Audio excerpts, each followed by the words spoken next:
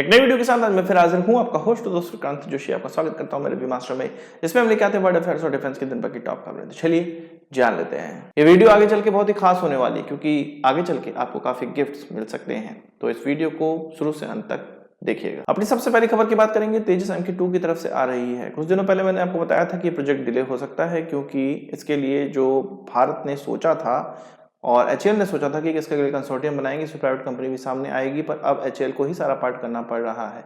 इसकी वजह से डिले हो सकता है। तो अब डिले हो गया है, 1 साल का डिले देखने को मिल रहा है, अभी ही शुरुआती स्टेज में ही। इस डिले का फायदा भी है, नुकसान भी है, आगे हम लोग डिस्कस करेंगे। पहले ही माना जा रहा था कि दिसंबर 2022 यानी कि अभी ही ये रोल आउट हो सकता है, और इसके बाद इसका प्रोटोटाइप बनेगा, और इसके बाद इसके 4 प्रोटोटाइप बनाकर उनका टेस्ट किया जाएगा और तब इसको प्रोडक्शन में डाला जाएगा, और 2027-27 तक का समय इसमें लगेगा। पर अभी ये कहा जा रहा है कि अब इसमें दिसंबर 2023 तक का समय लग जाएगा इसके रोल आउट होने में। दिसंबर 2023 से आगे अगर ये बढ़ता है तो मार्च 2024 तक ये किसी भी हालत में रोल आउट हो जाएगा, ऐसा कहा जा रहा है। रोल आउट होने का मतलब ये है कि इसके नए डिजाइन के साथ हमें ये एयरक्राफ्ट देखने को मिल जाएगा, पर ये कितना सही होगा, कितना अच्छा होगा, ये इसके ट्रायल के बाद ही क्लियर होगा। इसमें 4 प्रोटोटाइप बनाए जाएंगे, हम सभी लोग जानते हैं, जिसमें कि 2 से 4 साल का समय लगेगा। इसमें फायदा क्या होगा?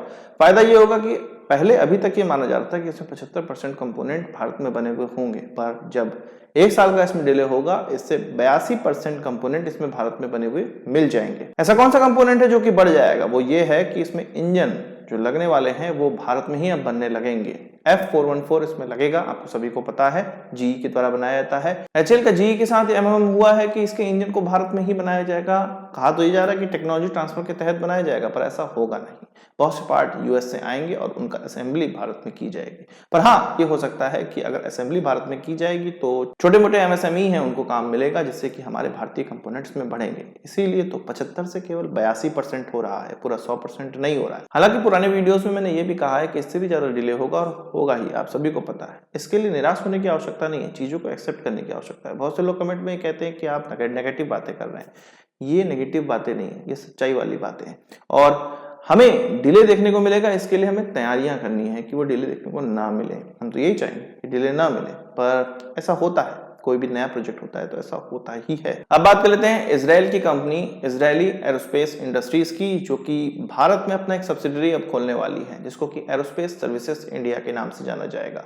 ये वो क्यों कर रहे हैं? कॉन्ट्रैक्ट पाने के लिए। असल में आत्मनिर्भर भारत, जो भारत का स्लोगन है, उसके तहत भारत में ही बने हुए सामानों का इस्तेमाल आगे जाके किया जाएगा।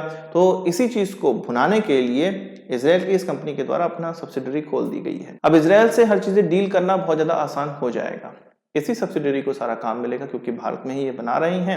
ना ऑफसेट की इनको टेंशन रहेगी, ना भारत की MSME से सामान इस्तेमाल करने में कोई टेंशन रहेगी। पूरे लॉजिस्टिक पहले से बने हुए होंगे, ये सब्सिडरी ही सारी चीजें संभालेगी, जो कि एक अच्छी खबर है भारत के लिए भी, इजराइल के भी।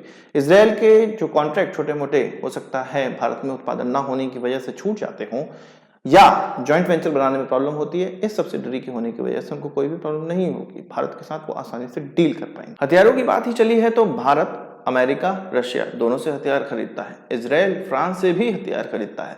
इन सभी देशों को साधना मजाक बात नहीं होती है, इसके लिए अच्छी विदेश नीति की आवश्यकता होती है। द इंडिया वे, जिसमें कि ये बताया गया है कि आजादी के बाद हमारी विदेश नीति किस प्रकार से रही और अभी हम किस विदेश नीति का पालन कर रहे हैं। इससे आपको ये पता चलेगा कि हम विभिन्न देशों को जिस प्रकार से साधते हैं और जिस प्रकार से डिसीजन लेते हैं वो किन प्रोटोकॉल्स पे आधारित होती है। ये बुक समरी कुकू FM पे उपलब्ध है, आप आसानी से यहाँ पर सुन सकते हैं इसको। कुकू FM इंडिया का लीडिंग ऑडियो शो ऐप है, जिसके बाद 10,000 से भी ज्यादा ऑडियो शो उपलब्ध है। हमें सोचते हैं कि हमें सारी जानकारी इंटरनेट से प्राप्त हो जाती है, पर ऐसा नहीं है। इसके लिए किताबें पढ़ने की आवश्यकता पड़ती है। इसका सरल सा उपाय है ऑडियो बुक। इसके ड्राइव मोड के माध्यम से आप ड्राइविंग करते हुए लगातार ऑडियो बुक सुन सकते हैं। अभी दिवाली का माहौल है, और ये दिवाली कामयाबी वाली होनी चाहिए। ये एक मेड इन इंडिया ऐप है, जिसकी पेड सर्विसेज भी उपलब्ध है, जो कि आपको 399 में प्राप्त हो जाती हैं।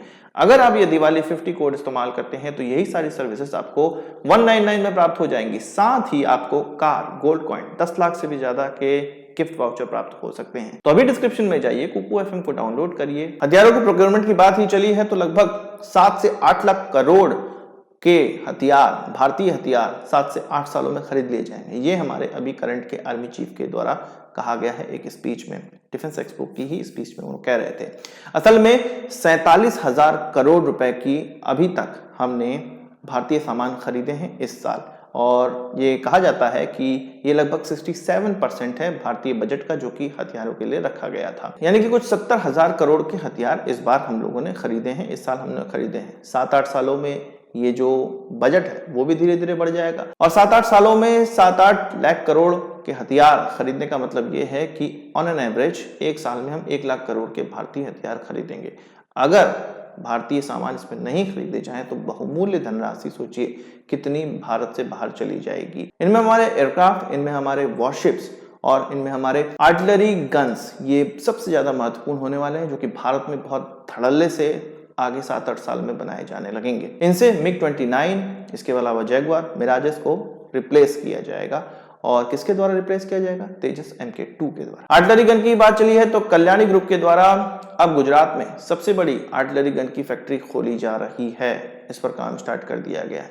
आपको पता है कि भारत फोर्स के द्वारा आर्टिलरी गन ATAGS यानी कि एडवांस टोप आर्टिलरी गन में प्रतिभाग किया गया था और ये सक्सेसफुली उनके द्वारा डेवलप भी कर ली गई है और टाटा ने भी इसको डेवलप किया हुआ है।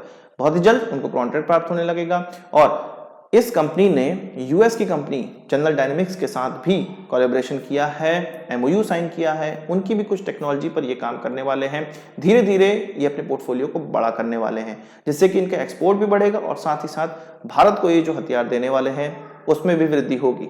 इसका मतलब ये है कि इनकी जो बड़ी फैसिलिटी है ये इन्होंने भविष्य का सोच कर किया है और बहुत बड़ी, विश्व में सबसे बड़ी आर्टिलरी गन की फैक्ट्री ये खोलने वाले हैं। बात कर लेते हैं अपने रुस्तम 2 ड्रोन की। एक बहुत ही बड़ी खुशखबरी है इसके लिए। अगस्त 2023 तक इसका यूजर ट्रायल कंप्लीट होने की संभावना है। यूजर ट्रायल कंप्लीट होने का मतलब ये है कि 4 प्रोटोटाइप इसके लिए बनाए गए हैं और उन 4 प्रोटोटाइप का अलग अलग हमारी सेना के अंग इस्तेमाल कर रहे हैं और वो जितनी भी फाइंडिंग होगी उसको DRDO को देंगे। DRDO के द्वारा HAL को दिया जाएगा और वो इनकॉर्पोरेट करेंगे, क्योंकि HAL ही इसके निर्माता हैं, इसके मैन्युफैक्चरिंग के लिए पार्टनर चुने गए हैं और 5 उनको इस प्रकार के ड्रोन का फिर ऑर्डर दिया जाएगा और उसमें जो कमियां हैं उनको सुधार के ऑर्डर बनाएगा, जिससे कि फिर इनको आर्मी को दिया जाएगा, एयरफोर्स और नेवी को दिया जाएगा। उनके द्वारा एक्सटेंसिवली इसको इस्तेमाल करने के बाद ही ये डिक्लेयर किया जाएगा कि अब इसको भारतीय सेना में इस्तेमाल किया जा सकता है।